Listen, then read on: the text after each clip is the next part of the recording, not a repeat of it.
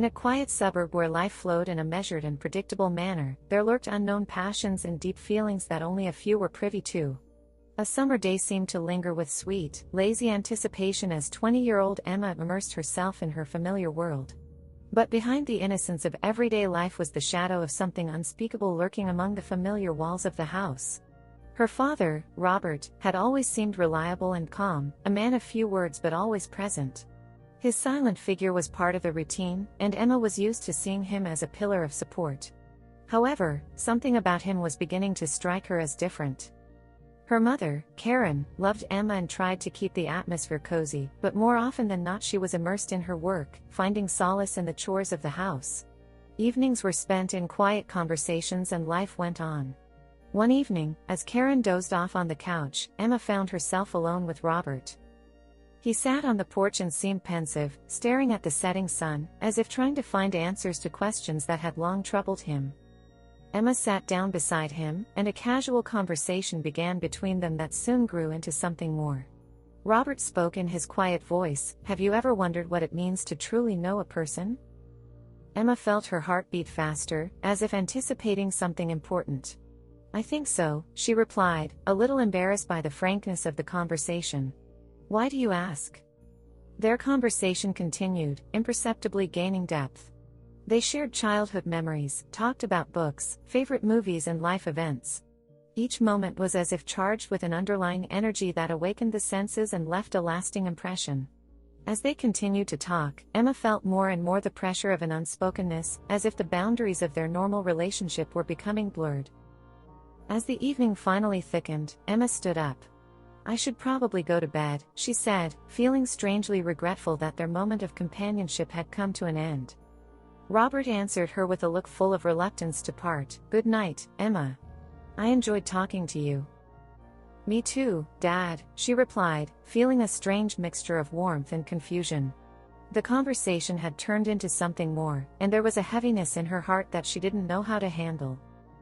From then on, the weeks flew by quickly, but there was something new about them. Whenever Emma and Robert were alone together, there was a tension between them that she couldn't explain. They no longer talked alone as long as they had that night, but every time Emma found herself near her father, she felt an inexpressible pull. To avoid confusion, she tried not to spend much time at home, finding any excuse to leave when Karen was late at work. However, their occasional glances exchanged across the room spoke more than words. Robert seemed to be trying to keep his distance too, but his eyes gave away something intimate, something he didn't dare say. One evening, when Karen was busy doing chores in the kitchen, Emma mustered up the courage to start the conversation again. "Daddy, do you ever feel like you're out of place?" she asked quietly, feeling every cell in her body freeze in anticipation of the answer. Robert turned to her with a slight chuckle that carried a hidden pain. "Yes, I feel that way sometimes. Life forces us to accept certain rules, but it's not always what we want." Emma felt her heart clench at her father's words. "Did you ever think you could change that?" she asked, a question that sounded not just like curiosity, but a request. Robert looked away, his face darkened by a shadow of unresolved thoughts. "Change takes a lot of effort and sometimes pain," he said, as if he wasn't ready to continue the conversation any further. Emma couldn't figure out what was going on, whether it was love or a longing for something that couldn't be named. She knew that her feelings for Robert had become more than just a daughter's affection for her father, but she couldn't dare admit it. She guessed why her mother stayed late at work all the time, and once she'd even seen a man drive her to her car through the window, and after she got out of it, looked back and gave him a quick kiss and headed toward home. And one day, when the house was shrouded in the sounds of heavy rain and Karen was late at work again, Emma found herself alone with Robert. That evening, she realized that the boundary they'd been afraid to cross was getting closer. When Emma heard the sound of the key turning in the lock, reality snapped her back to the present. Robert was standing beside her, and for a moment there was silence between them, interrupted only by the sound of Karen's footsteps entering the house. Karen, blissfully unaware of the tense atmosphere that hung in the air, appeared on the doorstep with a slight smile on her face. She didn't even notice how Emma and Robert froze, exchanging quick glances. Emma felt disappointed. Her moment of intimacy with Robert had slipped away. With each passing month, their connection grew stronger, unsettling and stirring the emotions hidden within her. She knew it was both exciting and dangerous, but she couldn't break away from this closeness she was drawn to. Each day it became harder and harder to hide her attraction, but realizing that it could have devastating consequences was even harder. One evening, when the two of them were alone in the kitchen again, Emma dared to speak. The rain was drumming outside the window, providing an intimate backdrop to their conversation. "Robert, I don't know how to go on, I'm having such a hard time," she said, trying to keep the tremor out of her voice. Her words hung in the air like a last desperate plea for honesty. Robert sighed, looking at her with the same scrutiny that always gave her an inner shiver. "It's normal, Emma, to feel confused. You're growing up, and these emotions, they can be confusing. But we have to be careful not to cross a line that shouldn't be crossed." His voice was full of tenderness and tension at the same time. He seemed to be struggling with his own feelings, but tried not to show it. "You know, Emma, I'm feeling strange feelings too, and my mother and I didn't want to tell you about it, but you're an adult and you'll understand." Robert blushed, his fists clenched. He tried to squeeze out a few more words. "Emma, you're an adult, don't get me wrong, I love you and I should probably tell you myself. I saw your mother with another man, it pains me to say it now, but it's true, she thinks I don't know anything." Emma realized that she had to choose between keeping her distance or taking a risk and trying to get closer to Robert, regardless of the consequences. The thought of having to give up Robert's attention and return to her previous relationship was agonizing to her. She felt that their bond was only growing stronger by the day, but she also realized that she had a dangerous path ahead of her. "I get it, I saw her with a man too, he was driving her, please just don't blame yourself, everything will be fine. I won't pressure you, but know that if you ever want to talk to me, I'll be there for you always." Robert nodded, lowering his gaze. "That's probably wise, Emma. You mean a lot to me, but I don't want to ruin our world. It's best if we try to cool off a bit and give ourselves time to think." From then on, the days grew longer and their conversations shorter.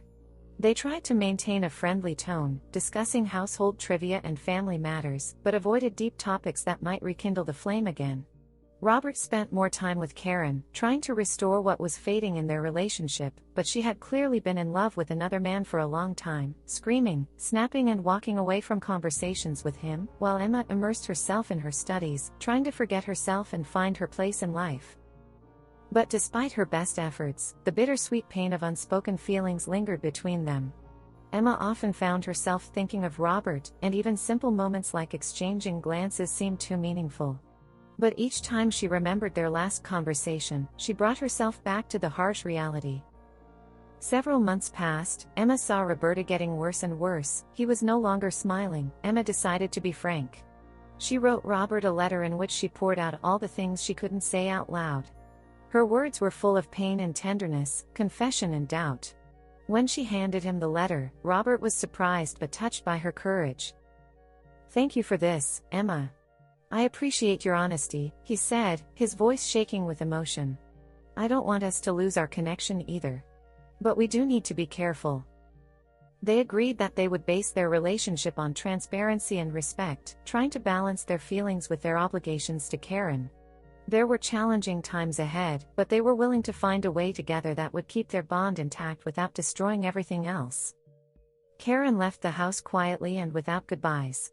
One cold winter day, when the sun was just beginning to color the sky, she packed her things and left for another man that Emma and Robert could only guess at.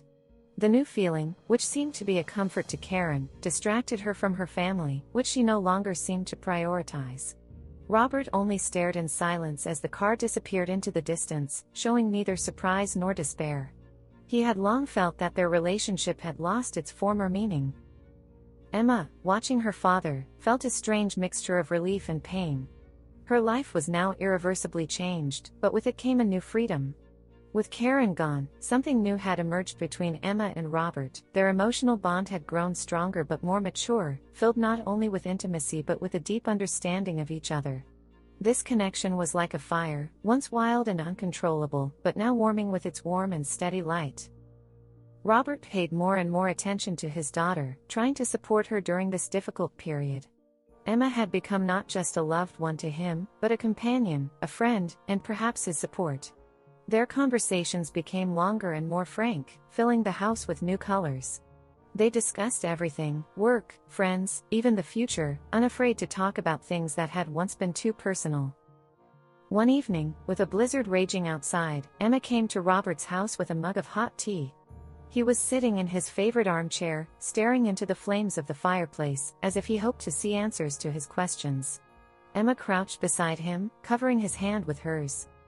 "Have you been thinking about her?" she asked, not specifying who she meant. Robert sighed and nodded. "I've been thinking more and more about why things turned out the way they did," he admitted, his voice quiet and as if tired, "but I don't regret it. Life sometimes demands of us that we move on, even if we don't know where it's taking us." Emma pondered his words, feeling that her father had revealed to her a part of his soul that he had long hidden. They talked for a long time more, moving from topic to topic, and although memories of Karen were present in their conversations, they didn't evoke any more bitterness.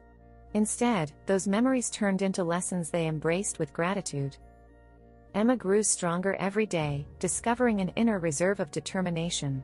In difficult moments, she knew she had the unwavering support of her father, who became her anchor in the stormy sea of life. Their relationship took the form of a love that could be described as straightforward and mature, a love based on trust, understanding and mutual respect. Emma and Robert gradually found a new rhythm of life, focusing on ordinary matters that had once seemed trivial. Now they were meaningful, because every moment together filled their hearts with warmth and tranquility. Walks in the snow-covered park, dinners together when Emma tried to cook something new, or simply reading books in the evening became their personal ritual, a reminder that they could lean on each other. Yet, the shadow of the past still hung over them. One day Robert said he wanted to go to Karen's house to finally talk and set things straight.